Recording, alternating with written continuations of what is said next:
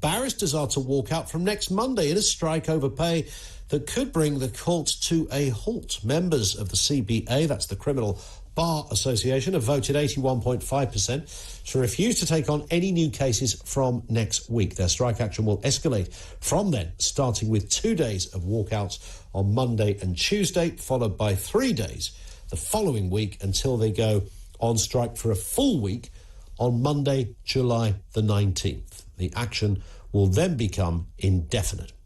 It will be only the second strike in the criminal bar's history and the first since 2014. Let's speak to Chris Daw QC, lawyer, writer, broadcaster, and now striker. Chris, afternoon. Good afternoon, Ian. How's things? All right. Where's your placard, though? That's what I want to know. Well, do you know what, Ian? We can joke, as you and I do when I come on your show every time. The truth of it is, I want to give you a number that your listeners and viewers can think about.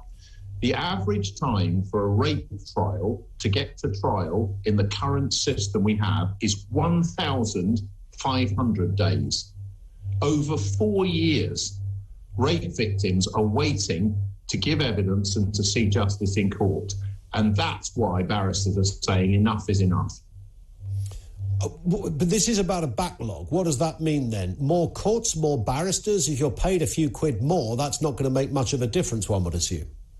No, the problem has been that for the last 20 years, Ian, in fact, probably more than 20 years, but for at least 20 years, we have seen governments, it started with the Labour government of the 90s and the 2000s, continued with the coalition, and has continued under the current government. We have seen the criminal justice system treated like a second-class part of our estate and our establishment and our society. And frankly, you get what you pay for. And if you treat something like a second-class part of your society, you end up with a second-class system.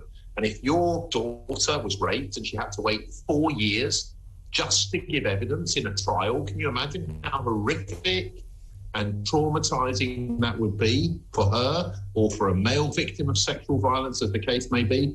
The system has become completely dysfunctional, and it is destroying the lives of hundreds of thousands of people, whether they're victims, defendants, family members. And we have got to the point now where barristers who have never been on strike before, we've had criminal barristers for 1,000 years. We've had jury trials for 1,000 years, and this is how bad it's got in. Can you explain, Chris, though, how you the figures you gave are outrageous. Nobody, particularly in those kind of cases, I know every victim's story is important to those people, but in crimes such as sexual abuse, sexual assault, etc., rape, for obvious reasons, it's clearly something everybody wants to get done as quick as they can and allow that court time for the victim to see justice. Can you explain, though, how you would accelerate that process by working less?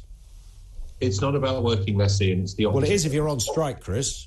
No, that's not going to accelerate. The problem is, Ian, if barristers and those who are involved in the system on a day-to-day basis just go along with the system as it is now, it won't be 1,500 days that rape victims wait for trial. It'll be 2,000. And then it'll be 3,000 because it's got worse and worse and worse. So what barristers are saying is we need to draw a line in the sand, okay? You have underestimated the need to invest in criminal justice for victims, for defendants as well, for all of us, because we're all potential victims of crime. So there's nobody in our society that wants delay in the criminal justice system, that wants the cases to go on forever. And worst of all, 50% of victims, the small number of victims who actually get their rape case to court, 50% of them are dropping out and say, I've had enough. I'm going to walk away from this. But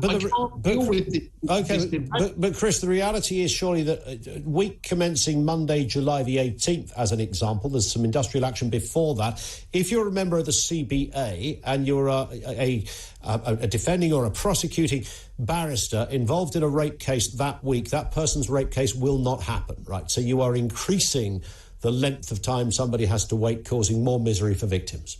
The expression, I think, that's most appropriate for what you've just described is that, yes, there's going to be short-term pain, but that's for long-term gain. And the long-term gain is that finally, as a society and as a government, we have to grapple with the fact that our criminal justice system is broken. It's so badly broken, No witness knows what's happening in their case. They can often, rape victims often turn up at court to get the case cancelled on the day. Can you imagine what it takes to prepare yourself? You've been raped. That's as bad as it gets in the human condition, okay? You've been raped, and you are raped again, time and time again, by the system that is supposed to protect you. That's how bad it's got. So just to clarify, you're not looking for more money? More specific for individuals. You're not looking for a greater rate of pay? I'm not looking for more money from me. It doesn't affect me. I'm a QC. I've been 30 years in this job.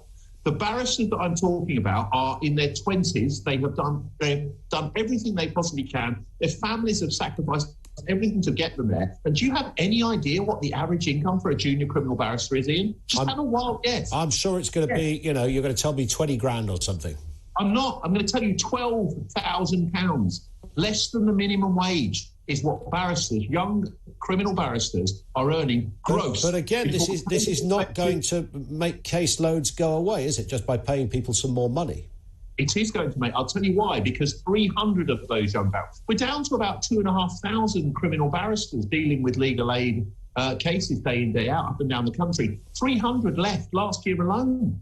So when you think about it, within the next year or two, there'll be nobody. But I agree, that's an argument for more barristers, though, right? Ideally, you want more barristers. You only get more barristers. It's not an argument for more barristers, Ian. It's an argument for the same number we had 20 years ago.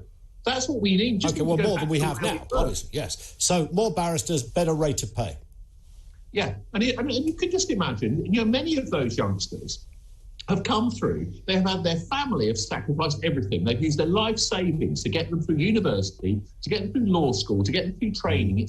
There are £50,000 in debt, £100,000 in debt in some cases because of the huge cost of all of the training. Nobody's crying for barristers, Chris. Well, that's a shame. Do you know what, Ian? It's a shame. It's not about crying for barristers. I don't care. Frankly, I'm not trying to be smart by saying that, by the way, but that's a general observation. I think nobody is going to be shedding a tear for Paul Rupert, whose family had to sell one of their houses so he could go on a law course. Ian, you know better than I do. I know why you're saying that in the way that you do. These are young barristers often from ethnic minority backgrounds, from non-traditional backgrounds, whose families have had to take out loans to get them to the most, one of the most prestigious careers that people could imagine, for them to earn less than the minimum wage, less than you'd earn frying burgers at McDonald's. On that point, okay, Chris, I have to step in. No other reason than time. We will speak again. I know you're back with us in the studio in a couple of weeks. We look forward to that. Chris Daw QC with us here on Talk TV. You heard what he said. The railway workers are on strike. The barristers are about to go on strike. Who's next? What are you going to raise me a teacher? Somebody in the health service as well? The place is collapsing around us. What is the answer, and how should the government respond? 0344 499 1000.